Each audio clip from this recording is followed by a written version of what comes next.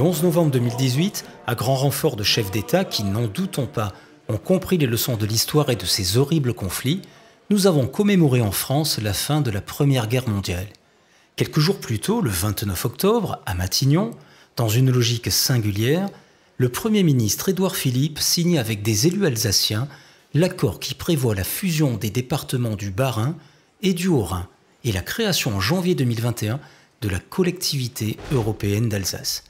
Si nous savons que le fameux « vous n'aurez pas l'Alsace et la Lorraine » de la guerre de 1870 n'aura pas été la raison majeure au déclenchement de la guerre de 14-18, qui fut par définition planétaire, cet accord remettrait-il en question l'idéal d'une France une et indivisible pour laquelle nos poilus, tant glorifiés lors du centenaire de leur sacrifice, se seront battus? Fusionner les départements du Bas-Rhin et du Haut-Rhin. Oui, mais n'y avait-il pas déjà eu un référendum sur le sujet ? Collectivité européenne d'Alsace. Mais si c'est européen, alors avec qui? Et donc, s'il y a plusieurs nations en jeu, quelle langue auront-ils, quel drapeau, et à qui rendront-ils des comptes? En fait, auront-ils eu l'Alsace et la Lorraine? De là en conclure que la France n'existe plus et que c'est la faute de l'Europe, va falloir calmer les chevaux. Avant que des gens bien sous tout rapport, républicains et démocrates, ne se retrouvent devant les petits fours et champagnes d'usage dans les salons feutrés de Matignon le 29 octobre 2018, auront-ils eu un seul instant le souvenir des événements du mois d'avril 2013? Le 7 avril 2013, on proposa par référendum aux Alsaciens s'ils souhaitaient regrouper le Bas-Rhin et le Haut-Rhin dans une collectivité territoriale unique, et les Alsaciens ont répondu non. Et quand le peuple dit non, alors qu'on attend un oui dans les salons de Matignon ou les mots de certains journalistes qui confondent information et propagande, il y a comme une machine bien huilée qui donne directement le QI des électeurs.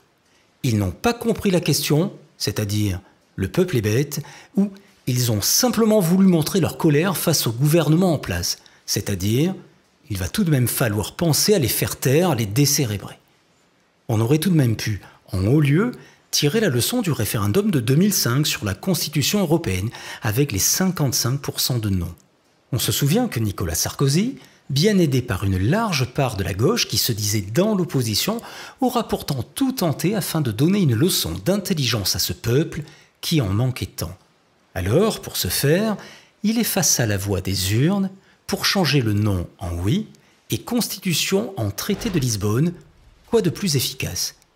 Eh bien, malgré tout, en juillet 2013, nos représentants de tous bords, si affairés à chérir la République et la démocratie, se rendirent compte que les cours d'intelligence, en fait, c'était pas assez rapide pour penser comme Aléna.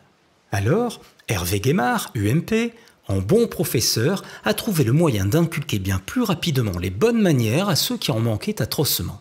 En sortant son amendement 745-9 bis A, il aura enlevé du Code général des collectivités territoriales l'article qui imposait un référendum pour tout regroupement de territoire et changement de frontières. Voilà les gars, on va pas vous flouer davantage, vous êtes idiots, on fera plus d'interro, d'accord? Et c'est comme ça qu'en 2015, les Alsaciens fusionnèrent avec les Ardennais champenois et les Lorrains, dans la région Grand Est, alors qu'ils ne l'avaient pas demandé. D'ailleurs, comme les Auvergnats avec les Rhône-Alpins, Midi-Pyrénées avec le Languedoc-Roussillon et tous les autres cancres présumés de la classe. Et pour montrer la puissance de ce coup de génie et l'amour effréné pour la démocratie, les Alsaciens du Bas-Rhin et du Haut-Rhin vont enfin se retrouver réunis dans une collectivité territoriale malgré leur nom de 2013. Bien entendu, loin de ceux qui grogneront, il y en a qui crieront comme au stade « on a gagné ». Mais s'ils acceptent aussi joyeusement des coups de canif dans la démocratie, qui les protégera demain quand le coup de canif jouera contre eux? N'étant pas alsaciens, qu'ils se regroupent ou pas ne devrait pas être notre problème. Mais pour l'idée que l'on se fait de la chose publique, la politique et la démocratie, ça en prend tout de même un sacré coup. Surtout quand au soir des élections, les invités sur les plateaux de télé continueront de pleurer sur le taux d'abstention, en évitant, bien évidemment, de dire que c'est leur désintérêt pour la vie des citoyens qui fait que les citoyens n'expriment plus leur avis par les urnes. Et puis oubliez de dire, surtout, que plus les Français iront à la pêche au lieu d'aller voter, moins la classe politique aura de barrières pour leur imposer tout et n'importe quoi. Heureusement que pour certains, l'abstention, c'est tout sauf aller à la pêche. En tant que Français, la disparition de 2 départements tels que le Haut-Rhin et le Bas-Rhin, et ce n'est qu'un début puisque d'autres suivront, eh bien, économise ou pas, prétexte si peu concrétisé quand il s'est agi de fusionner les régions, c'est beaucoup de l'héritage de la Révolution française qui part en fumée. Ceux qui auront regardé Le jour où la France est mourue, chapitre 6, quelque peu technique, ne seront pas surpris sur l'origine et l'avènement de tout ça. Le document qui était présenté, Recommandations du Conseil de l'Union européenne de 2014, en fait un compte rendu des grandes orientations de politique économique de l'UE, document repris dans le Programme national de réforme de 2015, sorte de cahier de route de la politique de la France, montrait la voie à suivre. D'un côté, ce que demande le Conseil, et de l'autre, comment nos dirigeants le mettront en œuvre, et ce, quelle que soit leur couleur politique. Et on voit processus de décentralisation. Là, on pourrait penser à une demande faite aux élus qui siègent à Paris de laisser bien plus de liberté à la gestion locale des Français afin de bâtir leur quotidien là où ils vivent. En fait, rapprocher le décisionnaire du peuple, ce qui est plutôt bien. Mais voilà, plutôt bien, surtout si on oublie que ces décisions sont pensées et prises encore plus loin que Paris, à Bruxelles, par des technocrates que l'on n'a pas élus, qui ne sont pas forcément français et ne connaissent donc pas vraiment nos besoins, nos valeurs et nos habitudes. Mais aussi, plutôt bien si on oublie encore plus que éliminer les doublons administratifs, faciliter les fusions entre les collectivités locales, c'est exactement le contraire du rapprochement entre là où se prennent les décisions et là où vivent les citoyens. Avant, on allait à la mairie, juste à côté.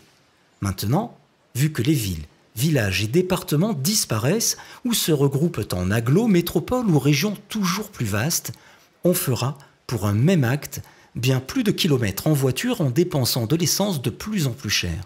Le même phénomène d'ailleurs, écrit dans ce même document mais quelques années auparavant, à propos de la fermeture de certains hôpitaux soi-disant plus assez rentables. En partant de là, nos gouvernements successifs vont appliquer ces demandes à leur manière. Réduction d'un tiers des intercommunalités, délimitation et division par 2 des régions, transfert de compétences des départements aux régions. On comprend mieux la fameuse loi Noutré, nouvelle organisation territoriale de la République. Pourquoi les Alsaciens ont été plongés dans la région Grand Est et pourquoi le Bas-Rhin et le Haut-Rhin, devenus des doublons administratifs, vont disparaître. D'ailleurs, à force de se délester de toutes ses compétences, c'est la France qui devient un doublon administratif. Alors, à quand sa disparition ?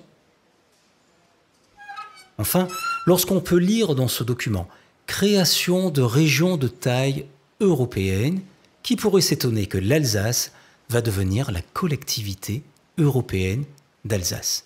Pas notre Premier ministre, Édouard Philippe, qui aura signé l'accord du 29 octobre, accord où l'on trouve, dès le début, malgré le référendum de 2013, le gouvernement a entendu et compris le désir d'Alsace. Les Alsaciens ont fortement exprimé leur volonté, jusqu'à ce florilège sans aucune ambiguïté sur le respect des institutions de la France, 5 ans après l'échec du référendum. Pourquoi une réponse, même un non, serait-elle un échec ? Un moment d'égarement, soyons-en sûrs, face à l'article 2 de notre Constitution. Le principe de notre République, c'est le gouvernement du peuple, par le peuple et pour le peuple. Une belle fable peut-être, mais c'est écrit. Alors pour faire court, si c'est possible, dans un sujet où chaque point est important, l'accord laisse entrevoir que cette collectivité européenne d'Alsace serait un territoire transfrontalier en lien avec les eurodistricts et avec l'Allemagne et la Suisse. La Suisse n'étant plus présente par la suite dans le texte, pourrait-on entrevoir qu'en fait, l'Alsace deviendrait la partie française d'une collectivité plus vaste, à l'image de l'eurodistrict de Strasbourg-Ortenau déjà existant. Ortenau, un arrondissement du Bade-Württemberg en Allemagne. Cet eurodistrict, pour ceux qui ne savaient même pas que ça existait malgré ses 50 élus, président, vice-président, avec parité franco-allemande, c'est comme une petite Europe destinée à favoriser les échanges transfrontaliers, comme c'est écrit sur le site eurodistrict.eu. Alors de là à penser que tout ça nous prépare une eurorégion autonome, un bout de France et un bout d'Allemagne sans être ni l'un ni l'autre, il pourrait n'y avoir qu'un pas qu'il vous semblera bon de faire ou non. Sinon, pourquoi les négociations en cours du traité de l'Élysée avec l'Allemagne porteraient sur des règlements et des lois différents du droit national pour cette collectivité européenne? Pourquoi l'Alsace, mais aussi les Ardennes, 3 départements alentours, voire toute la région Grand Est, devraient-ils devenir un territoire plurilingue? Surtout que plurilingue, même si c'est le bilinguisme franco-allemand depuis la maternelle jusqu'au supérieur en passant par les familles, qui est longuement souligné dans le chapitre 2, ça rappelle bizarrement, parfois comme un copier-coller dans le texte, une charte pour laquelle on met tellement d'énergie à la faire appliquer depuis des années que ça pourrait en devenir suspect. La Charte européenne des langues régionales ou minoritaires est un traité adopté par le Conseil de l'Europe en 1992 pour, ce qui est annoncé, protéger et favoriser les langues historiques. À ne pas confondre cette organisation internationale avec le Conseil européen ou le Conseil de l'Union européenne qui, eux, sont des institutions de l'UE. Cette charte a été ratifiée par 25 États qui n'appartiennent pas tous à l'Union européenne, dont l'Ukraine et l'Arménie. 8 États comme la Russie et la Turquie l'ont simplement signée sans jamais la ratifier. C'est le cas de la France qui l'aura rejetée moult fois malgré une volonté acharnée d'hommes politiques de tous bords. Déjà en mars 1981, François Mitterrand disait « Le temps est venu d'un statut des langues et cultures de France qui leur reconnaissent une existence réelle, de leur accorder toute la place qu'elles méritent dans la vie politique. » Un Lionel Jospin qui la signera le 7 mai 1999 quand le Conseil constitutionnel refusera de la ratifier sous prétexte qu'elle portait atteinte à l'indivisibilité de la France, à l'égalité devant la loi dans le territoire et à l'unicité du peuple français. Il faut se rappeler que pour l'article 2 de notre Constitution, la langue de la République est le français. Pas ratifié non plus malgré Nicolas Sarkozy et sa loi de modernisation des institutions de la Ve République en juillet 2008 avec le nouvel article 75 alinéa 1 dans la Constitution. Les langues régionales appartiennent au patrimoine de la France. Volonté d'un président de la République qui met à défaut l'article 2, mais aussi l'avis précédent du Conseil constitutionnel. Et pour un président de la République, qui selon l'article 5 de la Constitution est le garant des institutions, de l'indépendance nationale et de l'intégrité du territoire, c'est plutôt cocasse. Et enfin, une charte rejetée une nouvelle fois par le Sénat le 27 octobre 2015, malgré les programmes de François Hollande à la présidentielle et au régional, je ferai ratifier la charte européenne des langues régionales ou minoritaires. Alors cette charte ne prévoit pas simplement l'enseignement du primaire au supérieur, dans le périscolaire, ou pour l'éducation des adultes en langue régionale ou minoritaire. Terme d'ailleurs, minoritaire, qu'on oublie souvent de mettre en avant, tellement il pourrait ouvrir à débat. Mais la charte prévoit aussi, et en détail, une justice, une administration, des services publics, des hôpitaux, qui devront former et utiliser du personnel qui communiquera dans ces multiples langues. Pareil pour les contrats de travail, notices techniques, règlements d'entreprise, actes privés, chèques bancaires, radio, télévision et autres médias. Tout ça au quotidien dans ces langues régionales et minoritaires. Une charte avec une liste établie pour la France par un conseil consultatif en 2013 contenant plus d'une vingtaine de langues. Des langues qui seraient appliquées différemment selon les régions et les populations en présence et qui iraient, en plus du français, du breton à l'occitan, de l'alsacien au corse, mais aussi des langues minoritaires non territoriales allant de l'arabe dialectal au yiddish en passant par le romani.